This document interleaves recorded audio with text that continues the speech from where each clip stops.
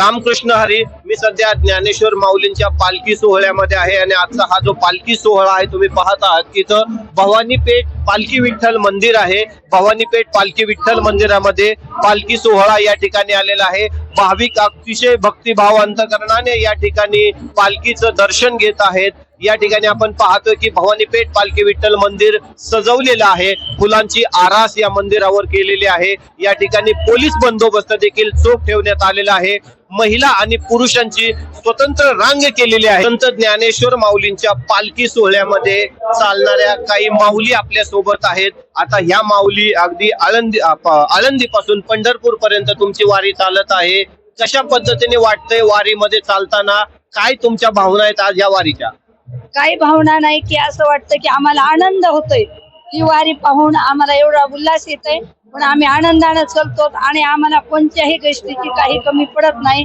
हे आमचा आनंद आहे. माऊली पालखी पुण्यामध्ये आलेले कसं वाटतंय? खूप छान वाटलं, खूप छान. आम्हाला दर्शन भेटलं देवाचं. जय रामकृष्ण हरी. पंढरीच्या लोकांना हे अभिमान पाया पडायचे नाही एकमेका.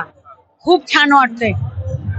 पाया पडलोय, खूप छान वाटलं आणि दर्शन पण खूप छान झाले. माऊली आम्हाला पंढरपूरला घेऊन जाते हेच आमच्यात अभिमान आहे. घरच्या सुनाची नातवाची काय आठवण येते का? आठवण येते पण नाही येते एवढी जास्त.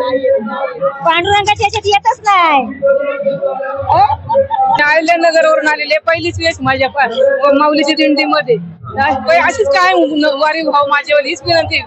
माऊलीने असं आम्हाला दरवर्षी दर्शन द्यावं आणि पंढरपूरला आम्ही येण्याचा योग येऊ द्यावा. सगळे वारकरी पुण्यामध्ये आलेले तर सगळं वातावरण भक्तिमय झाले. काय वाटतंय वारकऱ्यांना पाहून? छान वाटतंय. त्यांचं कौतुक वाटतं की ते कसे दरवर्षी या वयात सुद्धा सगळेजण येतात. आणि महाराष्ट्र आमचा मान, महाराष्ट्र आमचा महान, महाराष्ट्राची शान आमची माऊली. प्रत्येक वारकरी ही माऊलीच्या रूपात आम्ही बघतो. ही आमची महाराष्ट्राची शान. मी रंजना बंग. ज्ञानेश्वरांनी मला नाही तर अख्ख्या जगाला त्याचा दृष्टांत दिलेला आहे की एवढी पूरसदृश्य जी परिस्थिती होती ती एका क्षणामध्ये त्यांनी जी कशी हटवली. आम्हाला म्हणजे विष्णूचा खरोखरीच बालकृष्णाची आठवण येते.